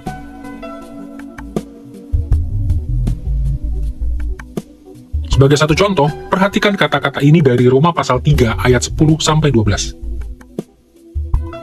Tidak ada yang benar, seorang pun tidak. Tidak ada seorang pun yang berakal budi, tidak ada seorang pun yang mencari Allah. Semua orang telah menyeleweng, mereka semua tidak berguna. Tidak ada yang berbuat baik, seorang pun tidak. Tetapi Yesus berbeda. Ia terlahir tanpa dosa, dan menjalani kehidupan yang tanpa dosa secara sempurna. Alkitab secara spesifik berbicara tentang ketidakberdosaannya dalam nas-nas seperti Ibrani pasal 4 ayat 14-15 dan pasal 9 ayat 14. Jadi bagaimanakah kita menyelaraskan konsep ini dengan penegasan bahwa Yesus memiliki natur kemanusiaan yang sejati dan lengkap? Jawaban sederhananya adalah bahwa perbuatan dosa dan bahkan kemampuan untuk berdosa bukanlah bagian esensial dari keberadaan manusia. Memang benar bahwa pada mulanya Allah menciptakan umat manusia dengan kemampuan untuk berdosa. Adam dan Hawa membuktikannya dalam Kejadian pasal 3 ketika mereka makan dari pohon pengetahuan tentang yang baik dan yang jahat. Tetapi kita harus mengakui bahwa bahkan sebelum mereka berdosa, mereka tetaplah manusia. Jadi adalah mungkin untuk memiliki manusia yang tidak berdosa. Dan bahkan ketika kita mati dan pergi ke sorga, kita sesungguhnya akan kehilangan kemampuan untuk berdosa, seperti yang diajarkan oleh Ibrani pasal 12 ayat 23. Tetapi kita tetap adalah manusia seutuhnya. Jadi meskipun dosa menjadi ciri kita di dalam dunia yang berdosa ini, dosa tidak akan menjadi ciri kita di dunia yang akan datang. Dan karena itu, keberdosaan bukanlah suatu atribut esensial dari kemanusiaan. Itulah sebabnya kita katakan bahwa natur kemanusiaan Yesus mencakup semua atribut dan ciri yang bersifat esensial bagi keberadaan manusia. Hal lain yang menjadikan Yesus berbeda adalah fakta bahwa dia adalah satu-satunya pribadi yang memiliki dua natur. Natur manusia dan natur ilahi. Setiap manusia lainnya hanya memiliki satu natur, natur manusia. Tetapi Yesus adalah Allah sekaligus manusia. Ia adalah manusia sepenuhnya dan Allah sepenuhnya pada saat yang sama. Alkitab tidak secara eksplisit mengatakan bagaimana kedua natur Kristus dipersatukan di dalam satu pribadi. Dan kesulitan-kesulitan yang dialami dalam menjelaskan persatuan ini menghasilkan banyak kontroversi di dalam gereja mula-mula. Tetapi pada akhirnya gereja membakukan bahasa yang digunakan untuk menegaskan ketunggalan pribadi Kristus sekaligus dua naturnya tanpa melebihi kitab suci dalam mendeskripsikan detail-detailnya. Istilah teknis yang kita gunakan untuk menjelaskan eksistensi dari natur manusia dan natur ilahi dalam pribadi Kristus adalah kesatuan hipostasis. Meskipun istilah ini mungkin terdengar janggal di telinga kita sebagai orang modern, kita bisa memahaminya ketika kita memikirkan bagaimana istilah itu digunakan dalam gereja mula-mula. Di dalam gereja mula-mula, hipostase adalah salah satu kata yang umum digunakan untuk merujuk kepada apa yang kita sebut pribadi, khususnya pribadi Tritunggal. Sebagai contoh, dalam pasal ke-18 dari karyanya On the Holy Spirit, Bapak Gereja abad ke-4 Basil menggunakan kata hipostase secara demikian. Ada satu Allah dan Bapa, satu Anak Tunggal, dan satu Roh Kudus. Kami memberitakan setiap hipostase ini satu persatu. Di sini Basil memberi maksud yang sama dengan kita ketika kita mengatakan kami memberitakan setiap pribadi itu satu persatu. Dengan demikian, doktrin tentang kesatuan hipostasis membahas kesatuan antara natur keilahian dan natur kemanusiaan di dalam satu hipostase atau pribadi Allah Anak. Jika dinyatakan secara persis, maka bunyinya adalah Yesus adalah satu pribadi dengan dua natur yang berbeda, yaitu natur keilahian dan natur kemanusiaan, dengan masing-masing natur mempertahankan atribut-atributnya masing-masing. Allah Anak telah memiliki keilahian penuh dengan segala atributnya. Dan ketika ia dikandung dan dilahirkan sebagai seorang manusia, ia menambahkan kepada pribadinya segala atribut esensial dari seorang manusia, seperti tubuh dan jiwa. Satu bagian dari perjanjian baru yang membicarakan tentang kesatuan hipostasis adalah dalam Filipi pasal 2 ayat 5-7, di mana Paulus menuliskan kata-kata ini. Kristus Yesus, yang naturnya adalah Allah, menjadikan dirinya bukan apa-apa, atau made himself nothing, dengan mengambil natur seorang hamba, dijadikan serupa dengan manusia. Di sini Paulus menyatakan dengan jelas bahwa Yesus memiliki eksistensi sebagai Allah dan memiliki natur yang sepenuhnya ilahi. Kemudian ia berinkarnasi, menambahkan natur kemanusiaan kepada natur keilahian yang sudah dimilikinya. Nah, pernyataan Paulus bahwa Yesus menjadikan dirinya bukan apa-apa, atau secara lebih harfiah, mengosongkan dirinya, kadang-kadang telah membingungkan orang-orang Kristen. Sebagian orang telah secara keliru berpikir bahwa Yesus benar-benar mengesampingkan kemuliaannya, atau bahkan natur keilahiannya. Tetapi seperti yang telah kita lihat dalam pelajaran-pelajaran sebelumnya, hal ini mustahil. Natur Allah itu tidak berubah. Allah tidak bisa menyingkirkan atribut esensial apapun yang dimilikinya, apalagi seluruh naturnya.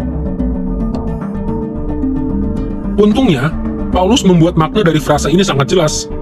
Ia menjelaskannya dengan menggunakan dua frase partisipial, mengambil natur seorang hamba dan dijadikan serupa dengan manusia.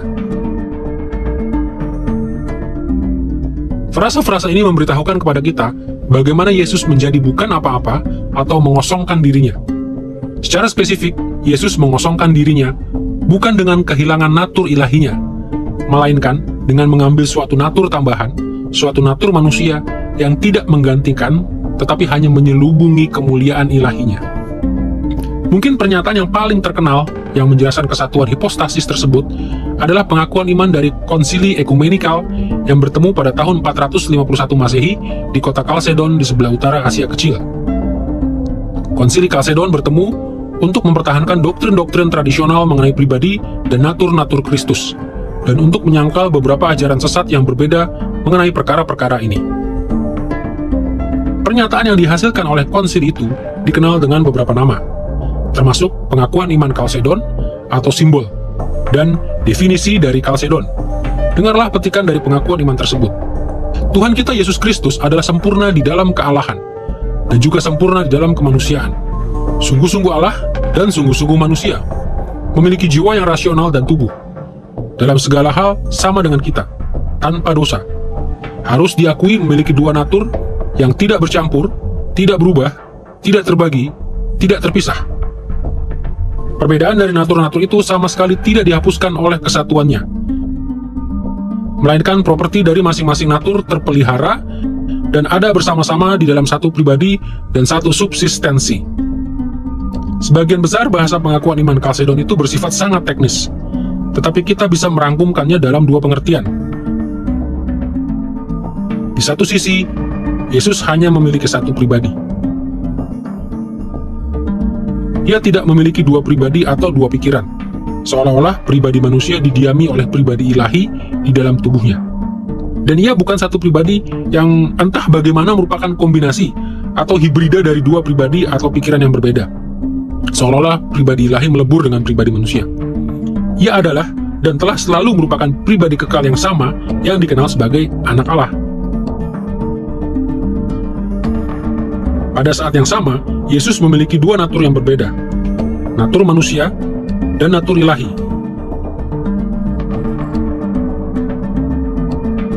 Kedua natur ini bersifat menyeluruh dan utuh. Sama seperti natur Bapa sepenuhnya ilahi, dan natur umat manusia sepenuhnya manusia. Yesus memiliki setiap atribut yang bersifat esensial bagi keilahian, dan setiap atribut yang esensial bagi kemanusiaan. Terlebih lagi, kedua natur Yesus berbeda satu sama lain. Ia tidak memiliki natur hibrida yang menggabungkan atribut-atribut ilahi dengan atribut-atribut manusia. Atribut-atribut manusianya juga tidak menghalangi atribut-atribut ilahinya. Atribut-atribut ilahinya juga tidak memperkuat atribut-atribut manusianya. Masing-masing natur tetap sepenuhnya, tidak berubah. Yang menurut saya sangat menarik adalah cara surat Ibrani menekankan betapa krusialnya bahwa Sang Perantara adalah Allah dan manusia.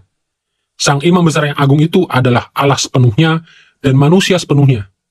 Dia secara kekal adalah Allah, pencipta yang menopang segala sesuatu dengan firman dari kuasanya. Dia adalah Allah sepenuhnya. Dan kemudian Ibrani berkata, demi kepentingan kita, karena kita membutuhkan seorang imam besar yang adalah manusia sepenuhnya. Ia mengenakan pada dirinya daging dan darah, persis seperti yang kita miliki.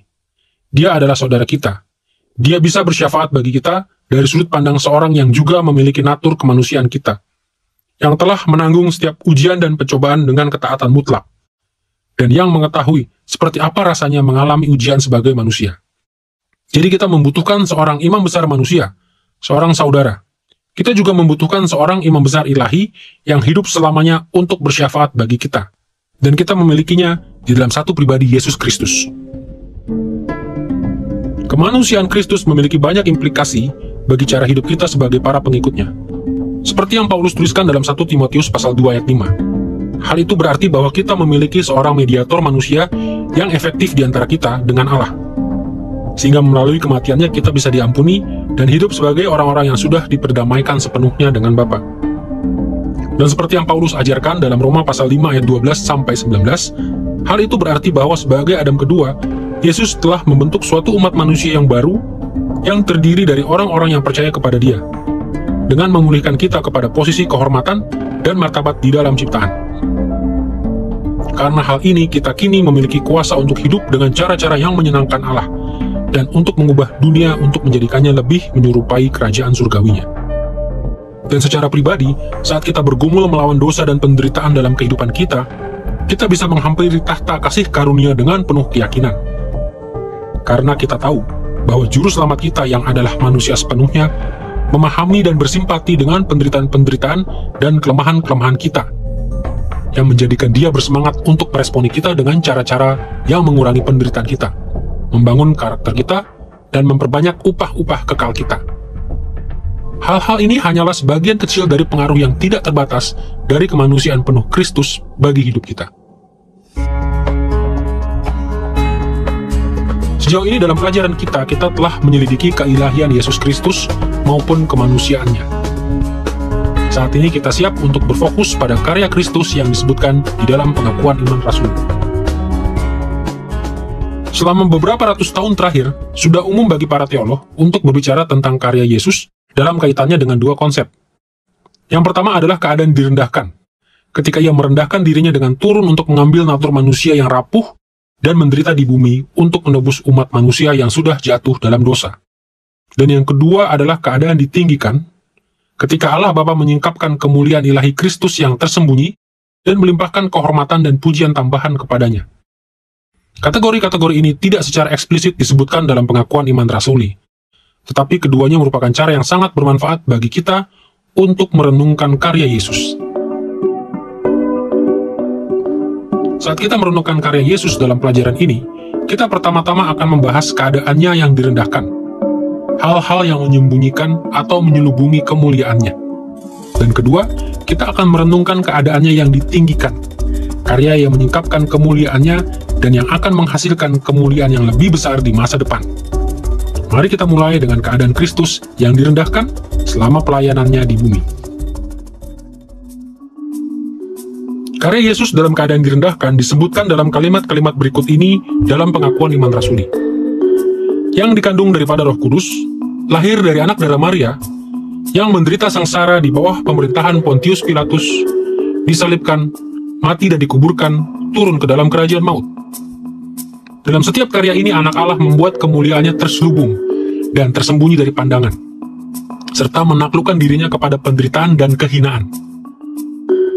Karena natur ilahi sang anak adalah natur yang tidak berubah, maka natur tersebut tidak bisa direndahkan.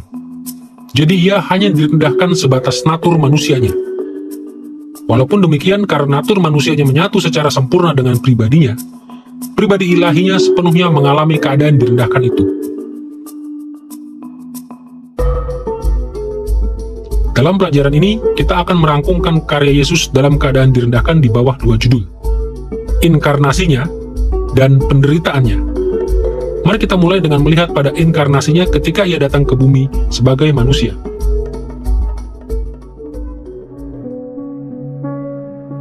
Istilah teologis inkarnasi merujuk kepada Yesus yang secara permanen mengenakan natur manusia.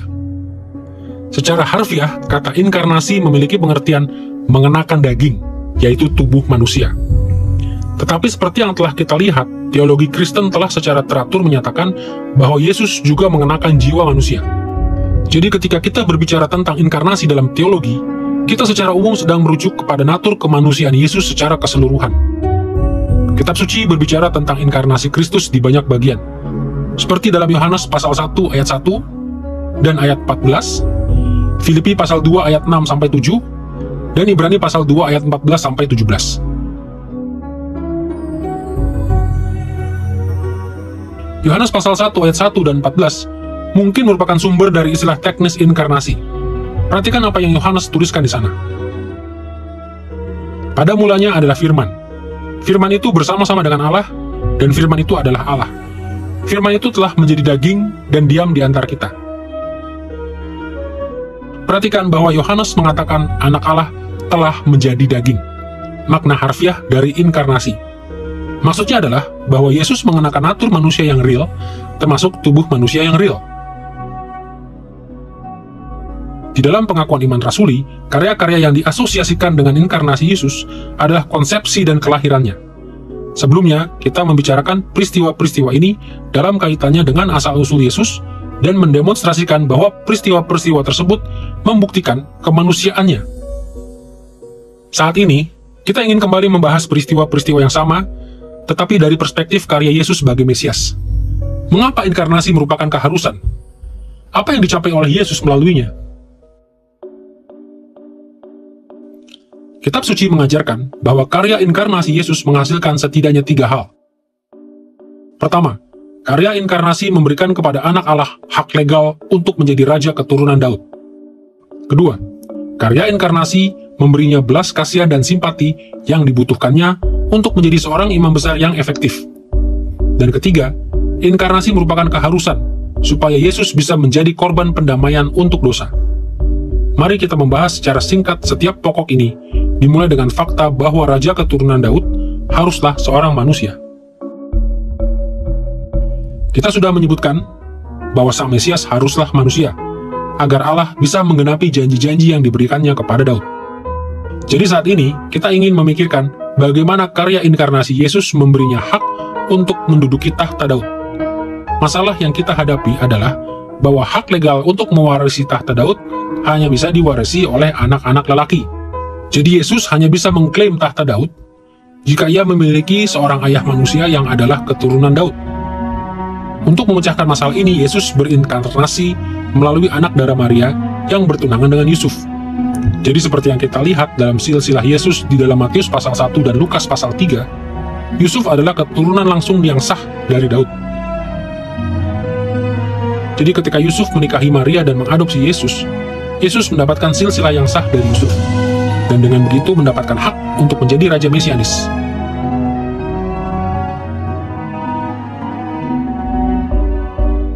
Selain memberikan kepada Allah anak hak legal untuk menjadi Raja keturunan Daud, inkarnasi memberikan kepadanya belas kasihan dan simpati yang dibutuhkannya untuk menjadi seorang imam besar yang efektif untuk mewakili umatnya. Alkitab memberitahu kita bahwa inkarnasi Yesus menjadikan dia seorang imam besar yang dapat disentuh oleh perasaan dari kelemahan-kelemahan kita. Dan itu berarti ia adalah imam besar yang lebih efektif daripada jika seandainya ia tidak mengetahui sepenuhnya apa artinya menjadi manusia, dan mengalami hal itu bersama kita dan untuk kita. Hal itu dimanifestasikan dalam berbagai cara. Salah satunya adalah bahwa Yesus di dalam kehidupan dan pengalaman pribadinya menangani dan menghadapi cakupan masalah-masalah duniawi yang sama dengan apa yang kita hadapi di dalam dunia yang berdosa. Bahwa Allah di dalam daging mengenal sakit hati dan kepedihan, dan kekecewaan, dan pengkhianatan, dan luka yang serupa dengan yang dialami oleh semua orang yang hidup di dalam dunia yang berdosa ini. Ini bukanlah sesuatu yang bersifat teoritis baginya. Bukan sesuatu yang ia spekulasikan sambil berdiri di kejauhan angkasa, di dalam masa lalu yang samar-samar di dalam kekekalan. Ini adalah sesuatu yang benar-benar terjadi ketika ia datang ke dalam dunia dengan daging kita yang hina, dengan darah kita yang hina, dan dialaminya sendiri.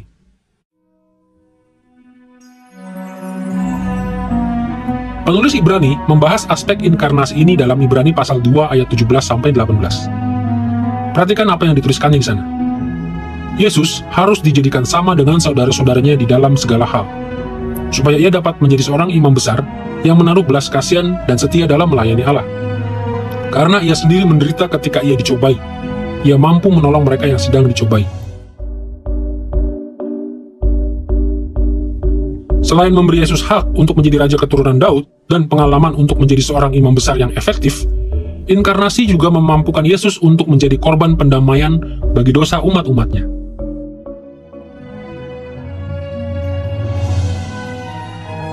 Seperti yang telah kita lihat sebelumnya dalam pelajaran ini, Yesus harus menjadi manusia untuk dapat mati menggantikan umatnya. Tetapi, mengapa kemanusiaannya begitu esensial bagi pendamaian itu? Jawabannya adalah karena Allah telah menetapkan kematian manusia sebagai hukuman atas dosa manusia. Kitab suci mengajarkan hal ini dalam Kejadian pasal 2 ayat 17, Roma pasal 5 ayat 12, dan pasal 6 ayat 23, dalam Yakobus pasal 1 ayat 15, dan di banyak bagian lainnya. Mulai dari Adam, dosa menyebar kepada seluruh umat manusia, dan mendatangkan kematian manusia sebagai hukuman legalnya. Inilah sebabnya hanya kematian dari seorang manusia yang real, dan yang berdaging dan berdarah, yang bisa memenuhi tuntutan Allah. Perhatikan cara Paulus menjelaskan kaitan antara kemanusiaan Kristus dengan keselamatan kita dalam Roma pasal 5 ayat 15-19. Jika karena pelanggaran satu orang, semua orang telah jatuh di dalam kuasa maut, jauh lebih besar lagi kasih karunia Allah dan karunia-Nya yang dilimpahkannya atas semua orang karena satu orang, yaitu Yesus Kristus. Sebab itu, jika oleh dosa satu orang, maut telah berkuasa oleh satu orang itu, maka lebih besar lagi mereka yang telah menerima kelimpahan kasih karunia dan anugerah kebenaran akan hidup dan berkuasa oleh karena satu orang itu, yaitu Yesus Kristus. Jadi sama seperti oleh ketidaktaatan satu orang, semua orang telah menjadi orang berdosa, demikian pula oleh ketaatan satu orang, semua orang menjadi orang benar.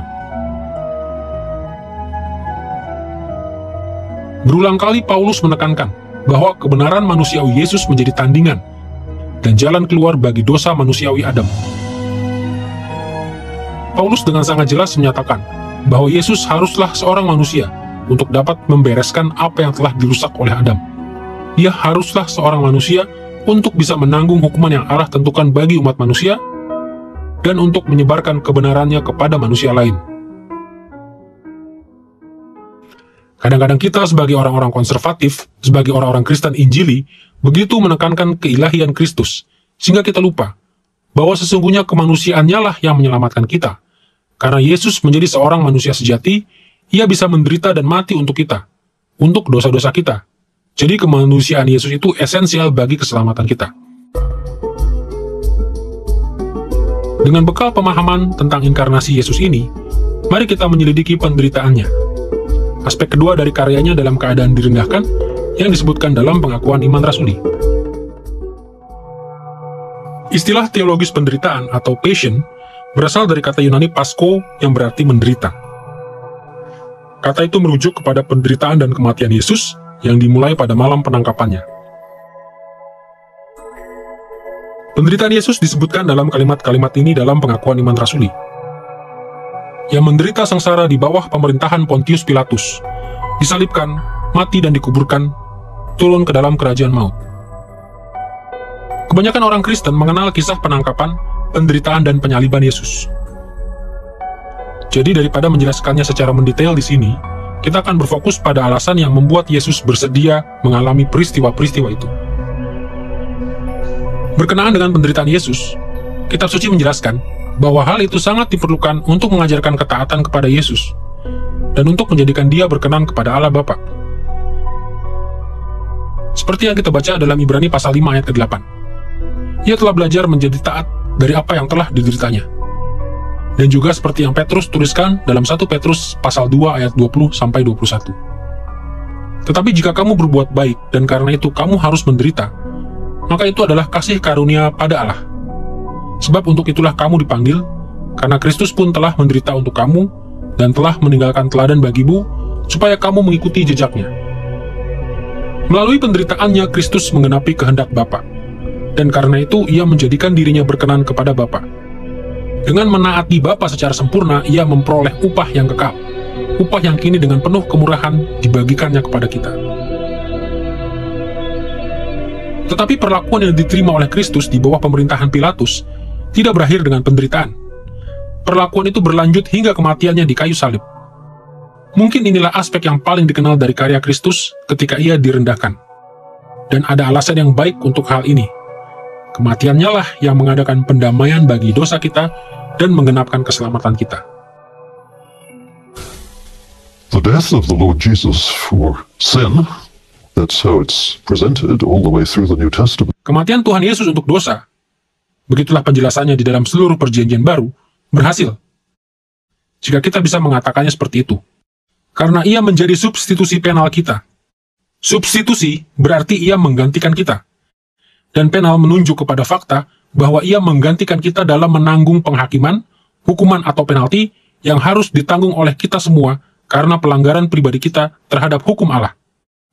Ancaman hukuman yang telah Allah peringatkan kepada kita karena melanggar hukumnya. Seperti inilah natur Allah.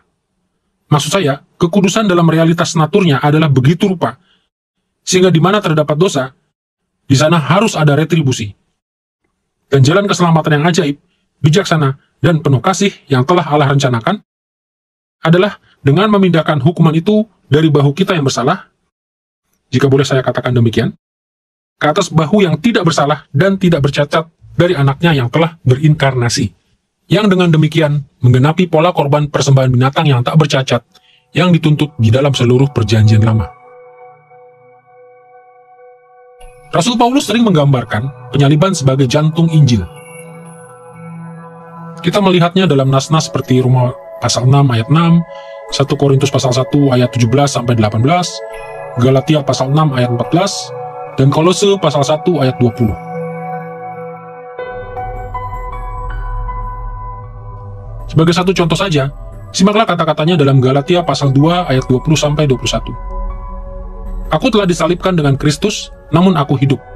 Tetapi bukan lagi aku sendiri yang hidup, melainkan Kristus yang hidup di dalam aku.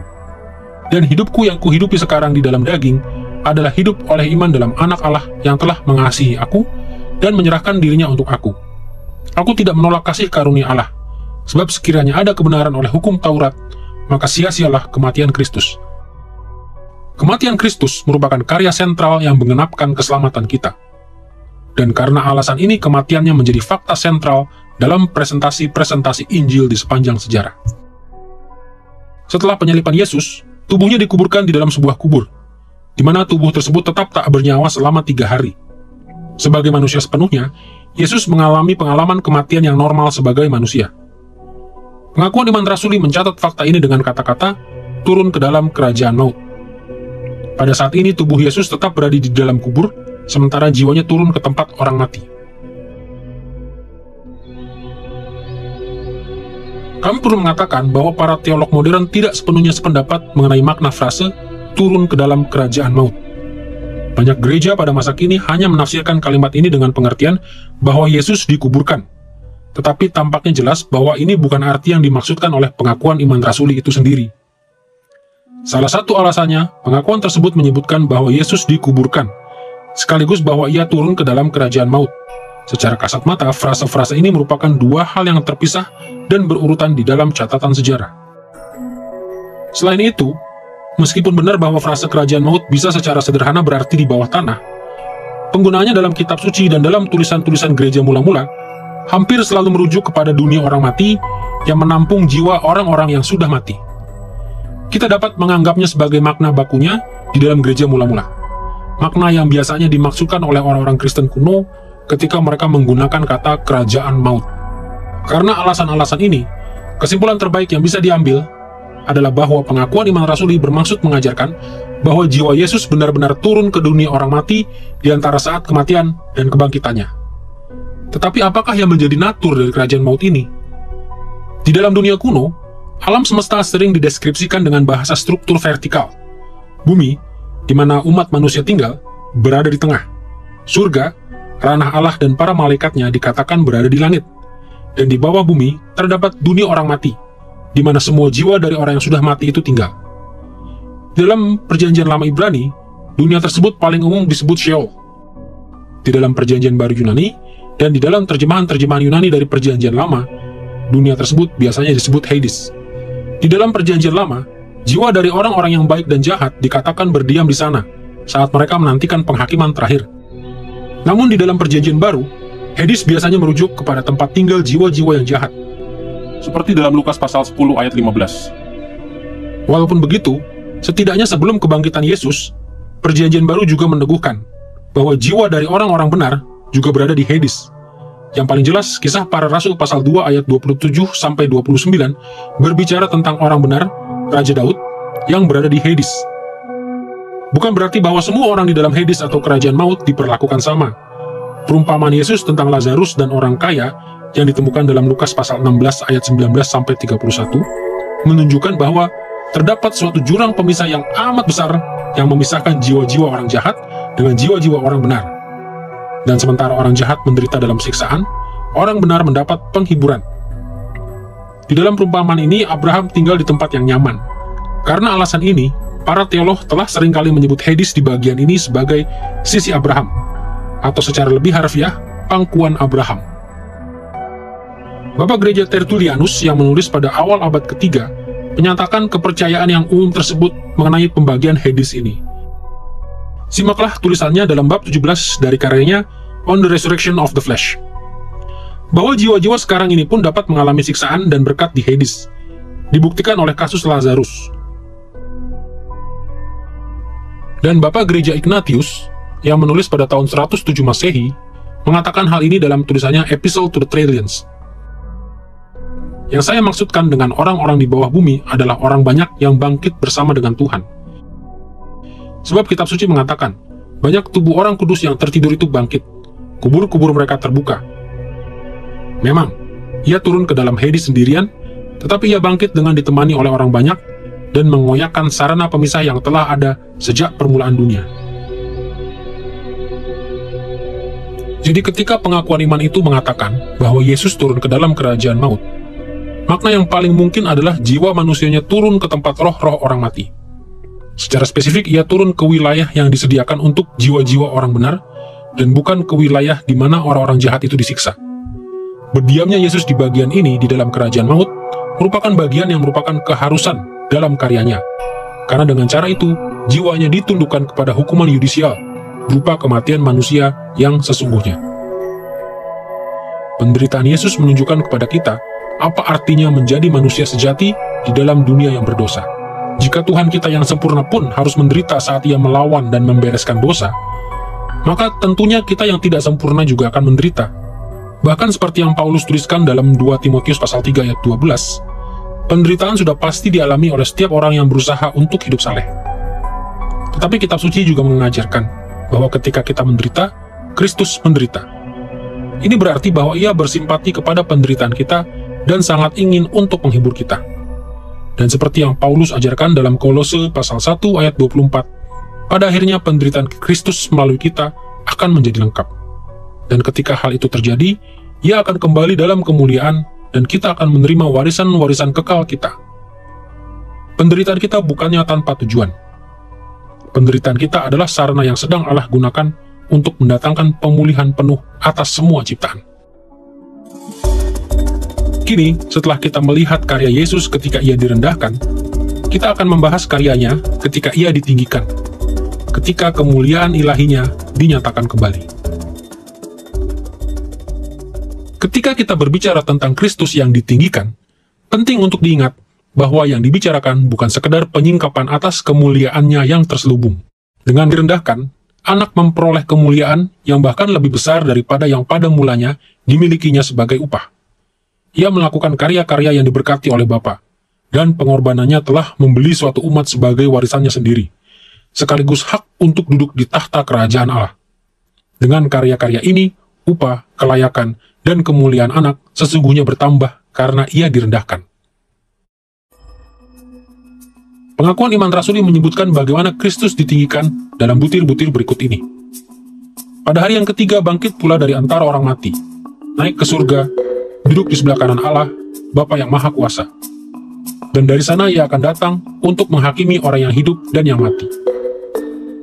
Natur ilahi Kristus selalu ditinggikan, dan hal ini tidak pernah berubah. Natur ilahinya tidak takluk pada kematian atau disingkirkan dari tahtanya di dalam surga. Jadi, ditinggikannya anak Allah terbatas pada natur manusianya. Tetapi sama seperti semua pengalaman Kristus lainnya di dalam natur manusianya, pribadi ilahinya sepenuhnya mengalami keadaan ditinggikan itu. Pembahasan kita tentang Kristus yang ditinggikan akan terbagi ke dalam 4 bagian. Pertama, kita akan berbicara tentang kebangkitan Kristus dari antara orang mati. Kedua, kita akan berbicara tentang kenaikannya ke surga. Ketiga, kita akan menyelidiki makna dari penobatannya di sebelah kanan Bapa. Dan keempat, kita akan menyebutkan penghakiman di masa depan yang akan dijalankannya. Mari kita mulai dengan kebangkitan Kristus dari antara orang mati 3 hari setelah penyalibannya. Banyak orang Kristen tidak menyadari hal ini. Tetapi kebangkitan Kristus itu sama pentingnya bagi keselamatan kita seperti kematiannya. Inilah sebabnya 1 Petrus pasal 3 ayat 21 berbicara tentang diselamatkan oleh kebangkitan Yesus Kristus. Jadi, keselamatan kita bukan hanya sesuatu yang Kristus beli untuk kepentingan kita dan kemudian diberikan kepada kita sebagai hadiah, meskipun kita sering menjelaskannya seperti itu. Lebih tepatnya, keselamatan kita adalah hadiah yang Yesus berikan kepada kita melalui sarana persatuan kita dengan Dia. Inilah pengertian dari ada di dalam Kristus, yang begitu sering kita dengar di dalam surat-surat perjanjian baru. Kita diampuni melalui kematiannya, karena melalui persatuan kita dengan Dia, kita juga mati bersamanya di kayu salib. Dan kita memperoleh hidup kekal karena kita juga dibangkitkan di dalam kehidupan yang baru melalui kebangkitannya. Kitab suci berbicara tentang hal ini dalam Roma pasal 6 ayat 3-11 dan pasal 8 ayat 10-11. 2 Korintus pasal 5 ayat 14 dan dalam pasal 13 ayat 4. Juga dalam Kolose pasal 2 ayat 11 sampai pasal 3 ayat 3. Dan di banyak bagian lain. Sebagai satu contoh, Paulus menuliskan kata-kata ini di dalam Roma pasal 6 ayat 4-5. Kita telah dikuburkan bersama-sama dengan Dia oleh baptisan dalam kematian, supaya sama seperti Kristus telah dibangkitkan dari antara orang mati oleh kemuliaan Bapa, demikian juga kita akan hidup dalam hidup yang baru. Sebab, jika kita telah menjadi satu dengan apa yang sama dengan kematiannya, kita juga akan menjadi satu dengan apa yang sama dengan kebangkitannya. Singkatnya, karya yang Kristus lakukan dengan bangkit dari antara orang mati menjamin bahwa kita juga akan memiliki kehidupan rohani yang baru ketika kita percaya, dan bahwa di masa yang akan datang, kita akan menerima tubuh kebangkitan kita sendiri yang mulia, sama seperti Dia. Dalam pengertian ini, ketika Ia ditinggikan, maka kita juga ditinggikan, sehingga kita memperoleh martabat, kemuliaan, dan kehormatan.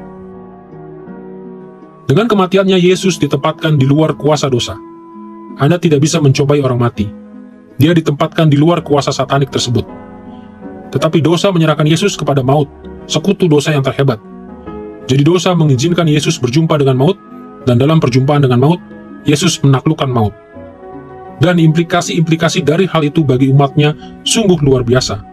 Maka dalam Wahyu pasal 1 ayat 18, Yesus Sang Kristus yang mulia yang telah bangkit itu menyatakan, "Akulah yang hidup, aku telah mati, namun lihatlah aku hidup sampai selama-lamanya, dan aku memegang kunci maut dan kerajaan maut." Ia menggunakan kunci-kunci itu untuk membebaskan dirinya. Tetapi ia masih memegangnya, karena pada suatu hari nanti, ia akan menggunakan kunci-kunci itu untuk membebaskan umatnya dari belenggu maut. Salib dan kebangkitan Yesus bukan hanya merupakan sarana bagi kita untuk menerima pengampunan atas dosa-dosa kita, pendamaian untuk dosa-dosa kita. Tetapi yang sama pentingnya, atau bahkan mungkin lebih penting, kebangkitan Yesus memulai zaman yang baru dan final di dunia. Ciptaan baru, seperti yang disebutkan oleh kitab-kitab suci, dimulai di kubur itu, kubur yang kosong itu. Itu adalah epicentrum yang baru, atau titik fokus yang baru, arah yang baru dari sejarah itu sendiri. Kita semua kini hidup pada zaman akhir, karena kebangkitan Yesus Kristus. Ia telah melakukan inaugurasi untuk permulaan zaman akhir ini.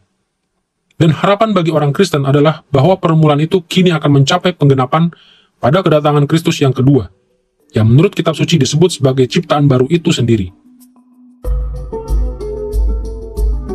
Selain ditinggikan di dalam karya kebangkitannya, Yesus juga ditinggikan dalam kenaikannya dari bumi ke surga. Kenaikan merupakan peristiwa ketika Yesus secara jasmani terangkat ke surga. 40 hari setelah kebangkitannya, Yesus naik di atas awan-awan ke surga. Lukas mendeskripsikannya dalam Lukas pasal 24 ayat 50-51 dan Kisah Para Rasul 1 ayat 6-11. Dengan kenaikannya, Yesus mengerjakan banyak hal yang tidak dapat dikerjakannya ketika ia masih berada di bumi.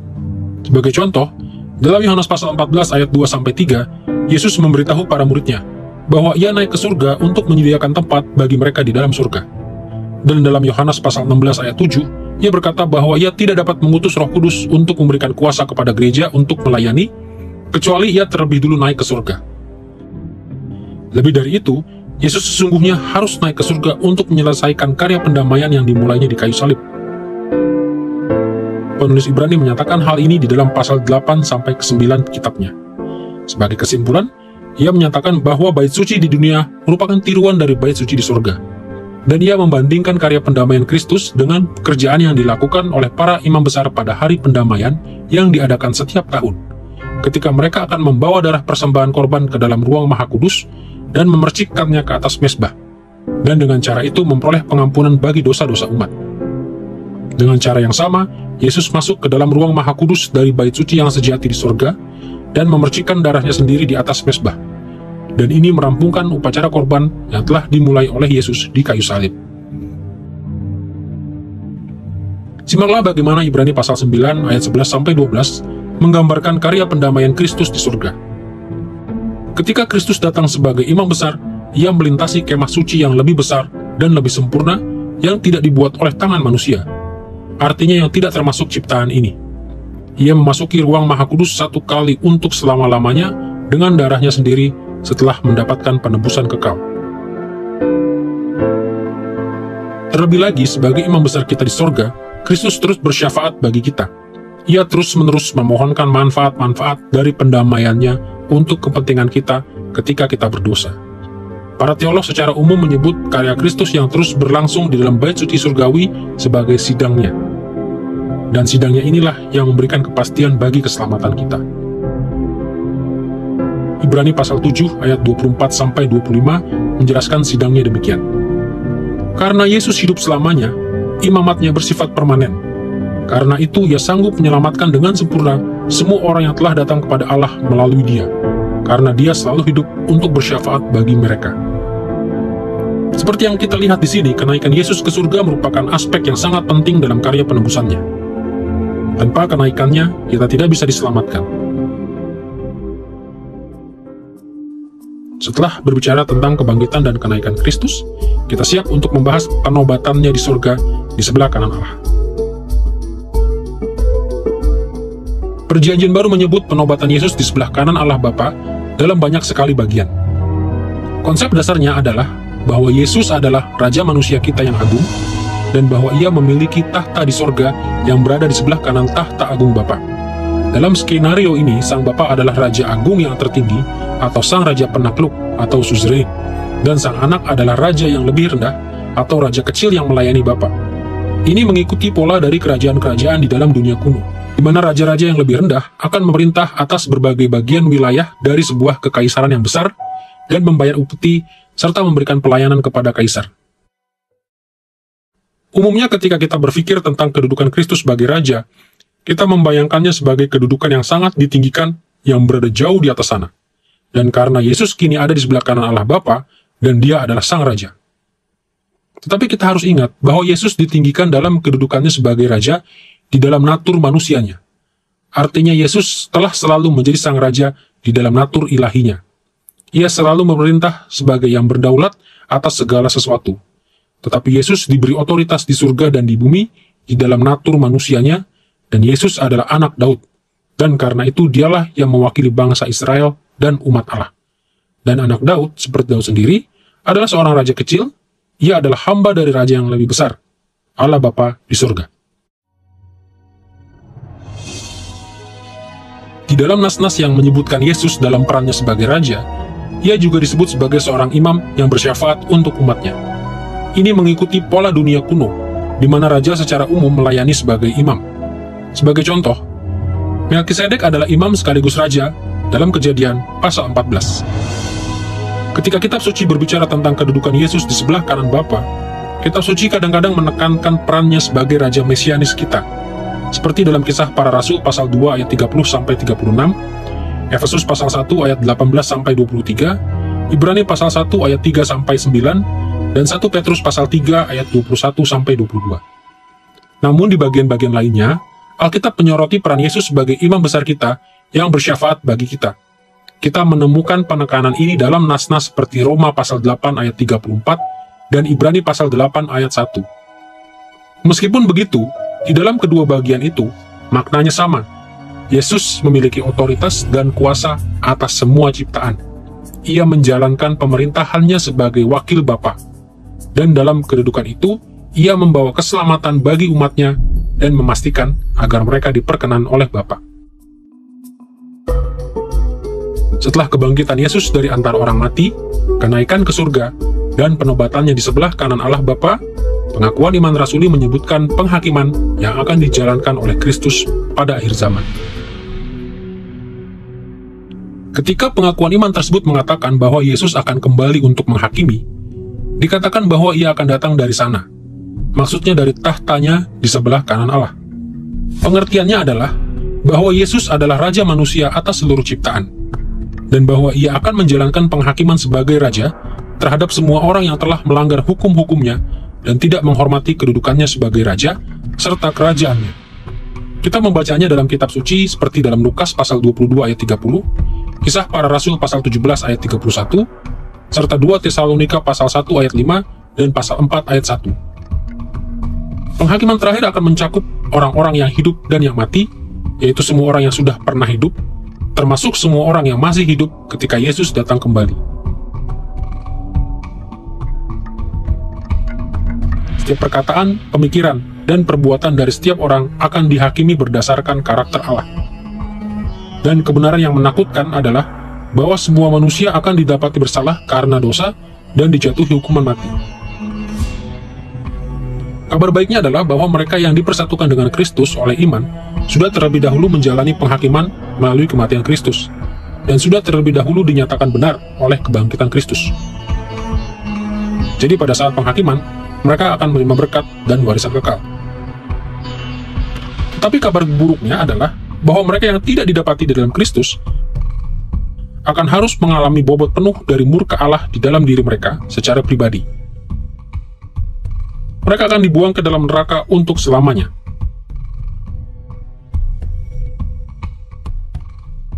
Di zaman kita sekarang, doktrin penghakiman terakhir tidaklah terlalu populer. Namun saya menduga keadaannya tidak banyak berubah. Sebab menurut saya, penghakiman tidak pernah menjadi hal yang menarik bagi manusia. Saya akan menyatakan bahwa memberitakan penghakiman merupakan hal yang luar biasa vital. Bahwa kita harus memberitakan bahwa ada neraka yang kekal bagi mereka yang tidak percaya pada Kristus. Salah satu alasan mengapa kita membicarakan neraka adalah karena hal itu merupakan kebenaran. Dan kita tidak berani melarikan diri dari kebenaran. Dan ada banyak kebenaran yang separuh benar, dan kadang-kadang bahkan 90% benar. Tetapi jika Anda menginjili dengan baik, dan Anda ingin menginjili dengan kebenaran, Anda harus berbicara tentang penghakiman terakhir.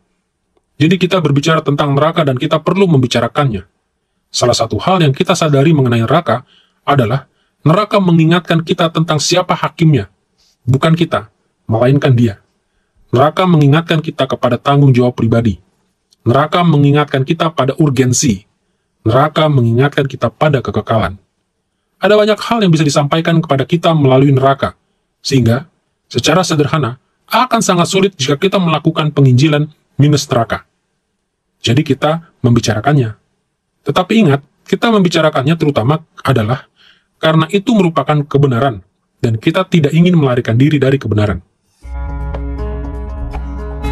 Dalam pelajaran ini, kita telah mempelajari butir-butir iman dalam pengakuan iman rasuli yang berbicara tentang Tuhan kita Yesus Kristus. Kita telah membahas keilahiannya yang sepenuhnya, termasuk natur keilahiannya dan relasinya dengan anggota-anggota lain dalam Tritunggal. Kita juga telah mempelajari kemanusiaannya yang sepenuhnya, termasuk hubungan antara natur ilahinya dengan natur manusianya. Dan kita telah merangkumkan karyanya sejak permulaan ketika ia direndahkan sampai pada puncaknya ketika ia ditinggikan. Bagi kita semua yang menyebut diri kita Kristen, dan bagi semua orang yang ingin memahami kekristenan, sangatlah penting untuk memiliki pengertian yang solid mengenai pribadi dan karya Kristus. Yesus adalah titik pusat dari agama kita, pribadi yang membedakan kita dengan semua sistem kepercayaan lainnya. Dia adalah penguasa atas alam semesta dan poros yang menggerakkan seluruh sejarah. Dialah Allah kita, imam besar kita, dan raja kita. Dan keselamatan sesungguhnya berarti mengenal Dia, mengasihi Dia, dan menemukan kehidupan dalam persatuan dengan Dia.